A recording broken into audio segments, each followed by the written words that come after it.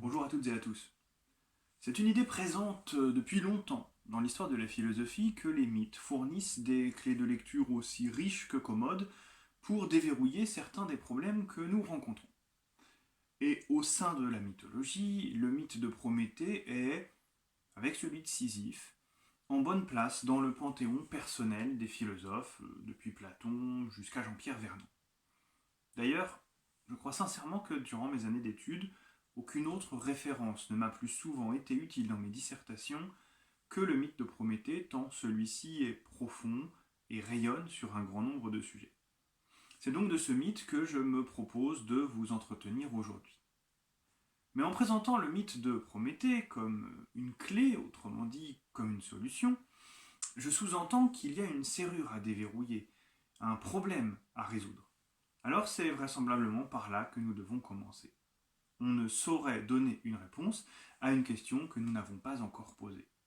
Pourquoi aurions-nous besoin, au XXIe siècle notamment, de convoquer ce mythe datant de l'Antiquité? La réponse est simple. Comme toute référence classique, appelez ça académique aussi si vous voulez, ce mythe active la réflexion. Il aide à trouver des points d'ancrage dans la pensée. Il suggère des pistes. Bref, il est un accélérateur d'idées. Ainsi, pour qui s'intéresse à notre rapport à la nature, il est tout à fait précieux. Mais quel est le problème avec la nature? Ils sont nombreux, mais le plus fondamental est probablement celui-ci. Pouvons-nous dépasser les apparences derrière lesquelles la nature semble se cacher pour atteindre la réalité de celle-ci? Nous pressentons assez rapidement qu'il y a un écart entre ce que la nature nous montre et ce qu'elle est véritablement, et que la connaissance doit consister à réduire cet écart, à dépasser l'apparence. D'ailleurs, si vous y prenez garde, tout le vocabulaire, ou en tout cas une grande partie de celui que nous employons pour évoquer la connaissance en général, et la connaissance de la nature en particulier, est marqué par cette distinction entre l'apparence et la réalité.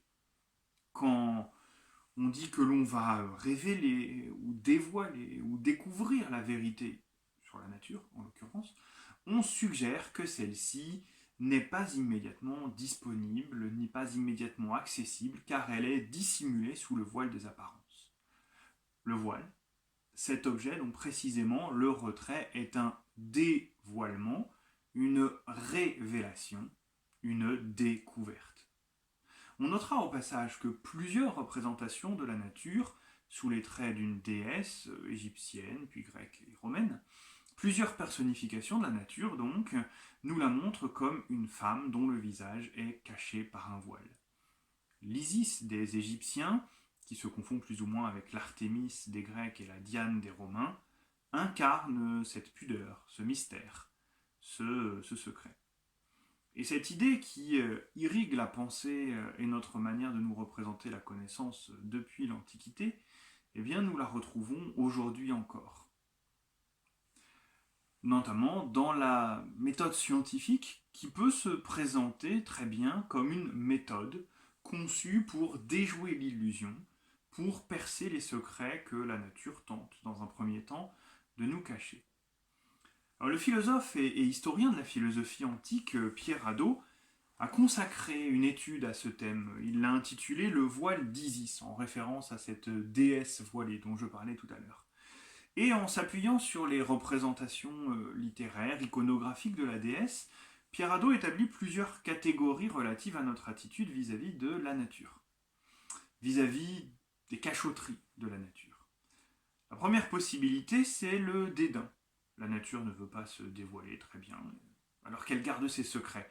Nous avons d'autres sujets de préoccupation. Selon Pierre Hadot, c'est la façon dont réagit Socrate, notamment dans un dialogue de Platon où il prend ses distances avec ceux qui l'ont précédé, ceux qui se consacraient beaucoup trop, aurait dit Socrate, à l'étude de la nature. La deuxième possibilité, c'est l'inspiration. La nature est certes réticente à se livrer, mais elle peut le faire néanmoins.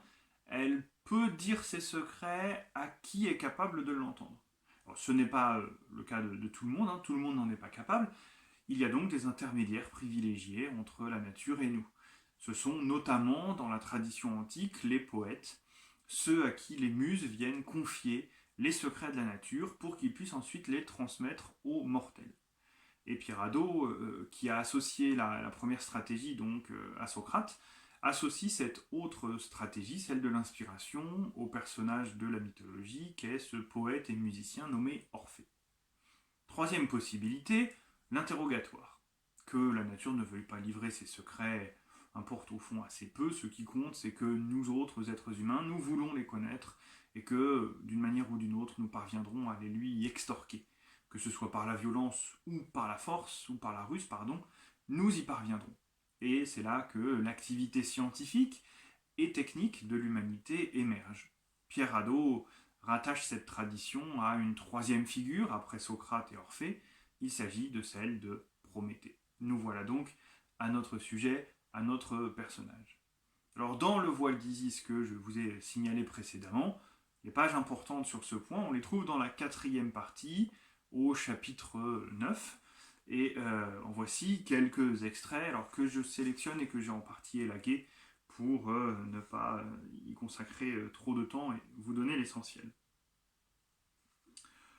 Si l'on admet que la nature se cache et nous dérobe ses secrets, on peut alors prendre à son égard plusieurs attitudes. On peut tout simplement se refuser à toute recherche se rapportant à la nature. Ce fut l'attitude de Socrate. On peut aussi considérer que l'homme est capable de dévoiler ses secrets de la nature. Si l'homme éprouve la nature comme une ennemie, hostile et jalouse, qui lui résiste en cachant ses secrets, il y aura alors opposition entre la nature et l'art humain, fondée sur la raison et la volonté humaine.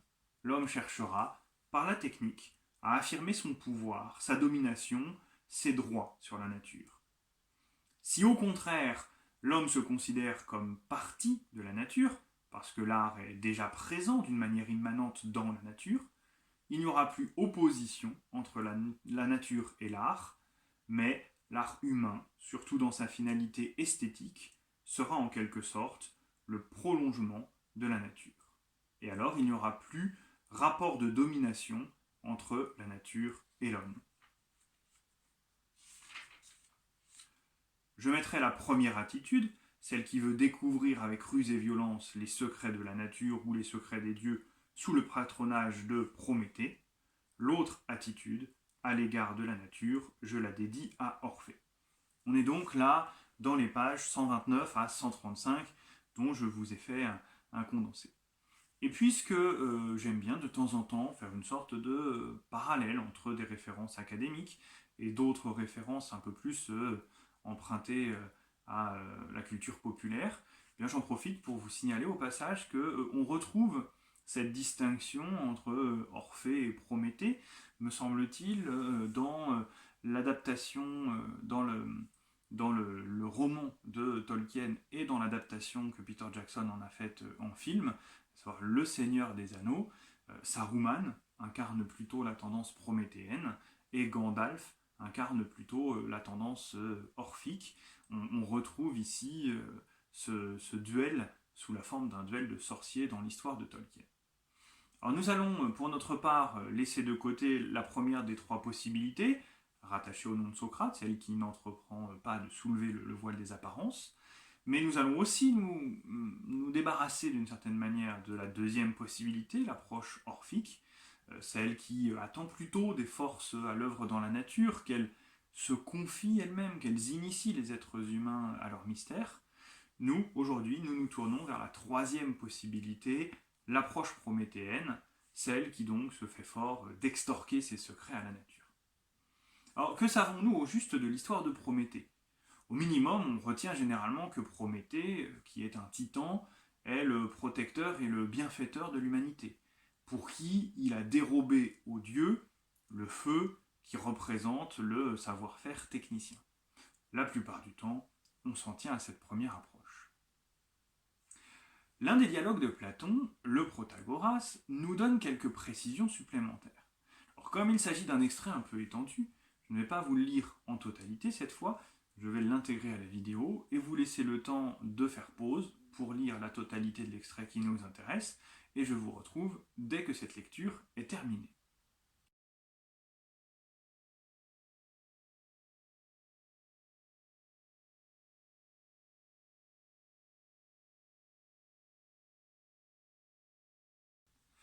En somme, on peut retenir de cet extrait que l'humanité est créée en même temps que les autres espèces animales.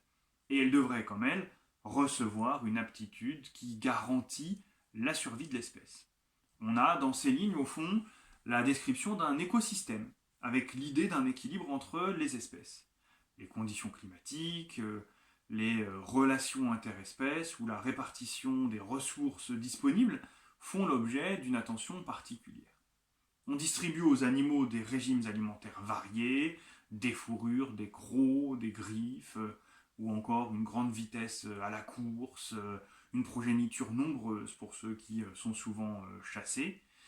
Et on a donc un récit qui parle de cet équilibre.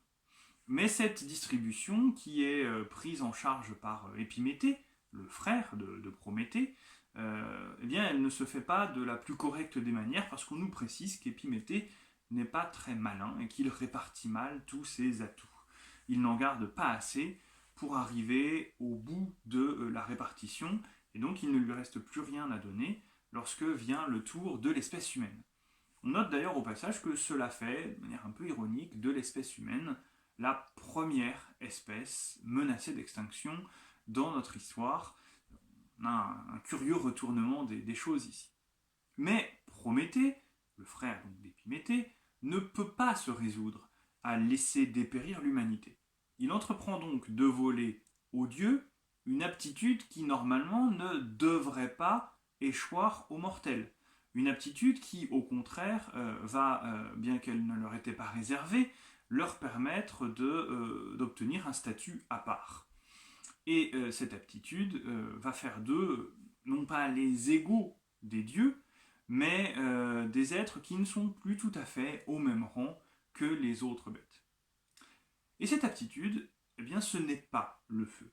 En tout cas, ça n'aurait pas dû être le feu. Et c'est une précision qui n'est pas sans conséquence sur l'interprétation du mythe. La première intention de Prométhée est de doter les êtres humains du talent politique. Ainsi, bien que tout seuls ils soient désavantagés dans la lutte pour la survie, ils peuvent s'associer, et ils ont une véritable chance de s'en sortir. Seulement, le talent politique est une aptitude associée au dieu qui assume sur l'Olympe une fonction politique, celui qui est le roi des dieux, Zeus. Et on n'entre pas dans la demeure de Zeus comme dans un moulin, encore moins quand il s'agit de le voler. Donc, Prométhée renonce à voler la politique à Zeus, et il doit se reporter sur un second choix. Il va, dans l'atelier d'Athéna et d'Héphaïstos, voler l'art de produire ce que la nature ne fait pas d'elle-même, la technique. Et comme elle ne peut pas être mise en œuvre sans le feu, il dérobe aussi le feu au passage. La suite du texte s'attarde un instant sur les conséquences de ce don que Prométhée fait aux hommes, dont la principale conséquence est cette promotion de l'humanité qui se hisse à un niveau intermédiaire entre les animaux et les dieux, entre la nature et le surnaturel. On a donc un degré nouveau qui apparaît, et comme le texte de Platon parle de religion, de langage, d'architecture, de couture, de cordonnerie, de menuiserie ou encore d'agriculture, je crois qu'on peut se permettre de dire que cet étage nouveau, c'est celui de la culture. Alors on garde cette idée dans un coin de notre tête, il va falloir y revenir dans un instant. Mais avant cela, il faut ajouter qu'à ce stade du mythe, l'humanité n'est pas sauvée. Et c'est un point qui mérite d'être souligné fortement. Prométhée fait aux hommes un don qui ne résout pas leurs problèmes. Isoler chaque individu, bien que doté de la technique, est malgré tout incapable de faire face aux menaces qui pèsent sur lui dans l'ordre de la nature. Sans coopération, sa disparition semble toujours inévitable. Alors vous avouerez que, ainsi présenté, le mythe de Prométhée conçu comme le triomphe de la technique, la consécration d'une aptitude technique qui serait au fond la vérité de la condition humaine, le couronnement d'une humanité technicienne qui s'affranchit des limites que la nature a imposées aux autres espèces animales, ce mythe donc bat de l'aile, cette représentation de l'humanité à travers le mythe bat de l'aile à peu près autant que Icare lorsqu'il s'approche du soleil. La véritable solution, en fait, elle apparaît ensuite. Prométhée avait raison dans son premier mouvement, dans sa première intention. Ce qu'il faut à l'humanité, ce n'est pas tant la technique que la politique. Donc un savoir-faire qui permet de s'associer, l'art de coopérer. Et Zeus va lui-même faire ce don aux mortels. Il va faire de Prométhée la figure mythologique de l'humanité qui se taille une place de choix dans la nature, mais non pas par la technique, là ce serait être victime d'un malentendu, d'une méprise sur le sens du mythe, mais plutôt par sa capacité, sans commune mesure dans le reste de la nature, à s'associer, à coopérer. Si donc on a quelque chose à apprendre du mythe sur notre rapport à la nature, ce n'est pas tellement la promotion d'un idéal de maîtrise dont la technique serait l'instrument principal. Alors, quoi finalement qu'est-ce qu'on peut apprendre de notre rapport à la nature à travers le mythe de Prométhée? Eh bien, pour le dire, il me semble que nous avons intérêt à rappeler que ce passage du Protagoras de Platon nous raconte un épisode du mythe de Prométhée, un épisode qui est probablement le plus important, pourquoi pas, mais qui en tout cas n'est pas le seul. Il s'inscrit dans une histoire plus longue du rapport entre Prométhée et les êtres humains. Ainsi qu'on peut le voir notamment lorsque l'on écoute les analyses qu'un spécialiste de la philosophie antique et de la mythologie antique a pu proposer, à savoir Jean-Pierre Vernant. Attentif aux différentes versions qu'on peut trouver chez Hésiode et chez quelques autres, Jean-Pierre Vernant va repérer un thème récurrent qui est celui de la semence, celui des germes, et voyant ce terme réapparaître régulièrement dans le mythe, il en propose l'analyse suivante sur le thème qui nous intéresse aujourd'hui, c'est-à-dire le rapport entre les hommes et la nature. La nature fournit ce dont nous avons besoin, certes, mais pas sous une forme achevée, pas sous une forme telle que nous pourrions immédiatement nous en servir. Si elle nous donne ce qu'il nous faut, c'est à l'état de germe. Alors les détails de cette analyse, moi je vais la reprendre pour en ressortir les éléments qui m'intéressent ici. Les détails de cette analyse, vous les retrouvez dans quelques vidéos de Jean-Pierre Vernant interprétant le mythe, et je mets les liens pour que vous puissiez les consulter en parallèle de cette vidéo-ci. Ce qu'il faut retenir, me semble-t-il, c'est que nous devons au fond distinguer ici trois situations. La situation des animaux, on devrait dire d'une certaine manière les autres animaux, puisque nous sommes des animaux parmi ceux-ci, on va avoir un destin un peu particulier, mais à la base on ne s'en distingue pas, et leur situation, c'est que la nature leur fournit directement ce dont ils ont besoin. Deuxièmement, la situation des dieux, les dieux qui, par leur nature, et qui, même en raison de leur caractère surnaturel, vivent en autarcie. Ils n'ont besoin de rien. La nature n'a même pas besoin de leur fournir quoi que ce soit, ils ont ce qu'il leur faut. Et puis entre les deux, on a les êtres humains qui doivent en passer par une transformation de la nature, qui doivent accompagner par leur activité les produits de la nature, de l'état de germe jusqu'à l'état de ressources. Et donc Jean-Pierre Vernant repère en plusieurs endroits du mythe cette intervention de l'idée de germe. Il la repère par exemple dans l'épisode dont on vient de parler ici, l'épisode du vol du feu par Prométhée, parce qu'en fait Prométhée ne vole pas le feu au sens où il volerait une flamme, il vole des braises qui dans le mythe sont justement désignées comme étant des germes de feu, des semences de feu. Et les hommes auxquels Prométhée offre ces semences de feu vont par conséquent devoir nourrir ce feu, ils vont devoir l'entretenir, ils vont devoir en prendre soin. C'est donc un don qui leur est fait et qui constitue une richesse, mais c'est aussi un effort, une obligation, une sorte de cadeau empoisonné, comme ça va d'ailleurs être systématiquement le cas avec Prométhée. Deuxièmement, pour punir les humains de l'avantage indu qu'ils ont retiré du cadeau de Prométhée, Zeus décide qu'ils n'auront désormais plus accès aux fruits de la terre, comme c'était le cas jusqu'alors. Ils ne vont plus avoir accès en particulier au blé. Zeus cache dans le sol les germes du blé, et donc désormais les êtres humains, pour se nourrir, vont devoir cultiver ces germes, les faire jaillir du sol par l'agriculture, pour faire en sorte que les semences deviennent du blé, qui serait alors consommable. Troisièmement, comme si cette sanction ne suffisait pas, les dieux décident d'envoyer aux hommes des êtres féminins, dont le prototype s'appelle Pandore, célèbre pour sa fameuse boîte. À partir du moment où il y a du féminin en face du masculin, eh bien, cela implique qu'il y ait de la reproduction sexuée, qu'il y ait des naissances. Et s'il y a des naissances, il y a un cycle de la vie avec en particulier donc le destin de l'homme qui devient de mourir pour céder la place à de nouvelles générations. Et dans ce cas, donc on comprend pour ce troisième exemple, eh bien, la semence, c'est celle de l'homme qui féconde la femme et qui produit un être qui, comme le feu, comme le blé, a besoin qu'on le cultive, a besoin qu'on l'éduque, ce qui requiert énormément de travail. Donc on a ici une vision du mythe qui s'est enrichie et qui se distingue singulièrement de ce que l'on a l'habitude de faire quand on résume le mythe de Prométhée. Et ce que l'on peut observer, c'est qu'au fond, dans cette manière de présenter le mythe de Prométhée, eh bien, on constate que l'homme appartient pleinement à la nature. Certes, il doit transformer ce que la nature lui fournit, mais il ne parvient pas à s'extraire de ce qu'est la nature. Il ne parvient pas à s'extraire du domaine de la nature.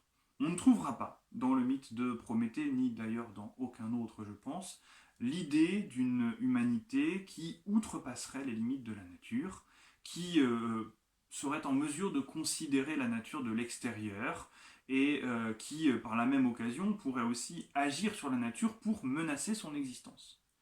Au pire, et c'est déjà bien assez, l'espèce humaine peut déséquilibrer la nature, elle peut modifier les conditions naturelles au point de les rendre impropres à sa propre survie, ainsi qu'à celle d'autres espèces végétales ou animales. En termes philosophiques, on dira que l'activité humaine peut avoir sur la nature des conséquences extrêmes, mais pas excessives. L'extrême, c'est le point ultime auquel on peut se rendre tout en restant dans les limites, dans les limites du territoire qu'on considère. L'extrémité d'une ligne, par exemple, c'est encore un point de la ligne. C'est le dernier, certes, mais il appartient à la ligne. L'excès, c'est ce qui, justement, franchit le seuil, ce qui sort des limites. Et cela, dans la mentalité qui caractérise la mythologie grecque, par rapport à la nature, du moins, ça n'est pas possible. Nous sommes irrémédiablement dans la nature, nous ne pouvons pas en quitter les limites. Alors en guise de conclusion, de quelle manière cela éclaire-t-il notre rapport à la nature ? Eh bien, il me semble que face à la montée légitime d'ailleurs des inquiétudes qui concernent le dérèglement climatique et les préjudices que l'activité humaine fait subir à la nature, nous pouvons évaluer un petit peu plus l'ampleur des dégâts dont nous sommes les responsables et voir un petit peu à quoi tout cela peut nous conduire. Dire que l'homme détruit la nature, au fond, c'est faux. Ce serait confondre cette minuscule portion de l'univers que nous occupons, et sur laquelle nous pouvons avoir une incidence, avec la nature elle-même. Non, nous ne détruisons pas la nature. Nous déstabilisons les conditions de vie qui nous sont familières et dans lesquelles nous vivons depuis des siècles, en un point bien précis et somme toute assez limité de la nature. Nous mettons en péril les conditions que nous connaissons bien et sur lesquelles nos civilisations se sont construites. Et c'est déjà beaucoup, et c'est déjà trop, mais on ne peut pas aller jusqu'à dire que nous détruisons purement et simplement la nature. Nous mettons en péril nos conditions actuelles de survie. Et nous emportons aussi, hélas, dans notre chute, d'autres espèces animales et végétales. Mais au fond, ces disparitions, celles de l'espèce humaine et de quelques autres, sont vraisemblablement tout à fait insignifiantes à l'échelle de la nature.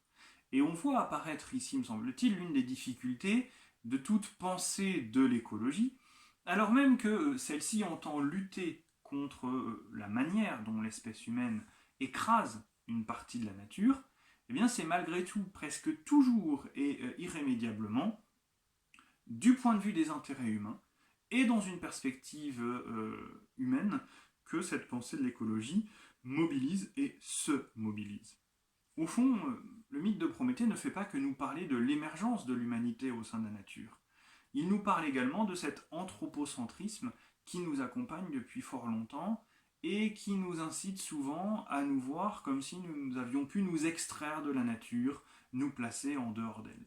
Le mythe de Prométhée nous donne l'occasion et nous donne les outils propices à une réflexion sur notre place dans la nature comme petit élément d'un ensemble si vaste qu'au fond nous devrions nous montrer bien plus modestes que nous ne le sommes la plupart du temps. C'est terminé pour aujourd'hui, j'aurai le plaisir de vous retrouver dans une autre des émissions qui composent cet été philosophique avec les éditions Méditer. Je vous remercie et je vous dis à une prochaine fois. D'ici là, soyez sages.